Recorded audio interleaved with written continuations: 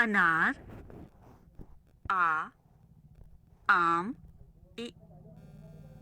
इमली, ई, ईख, उ, उल्लू, ऊ, ऊंट, री, ऋषि, ए, एड़ी, आई, ऐनक, ओ, ओखली, औ, औरत,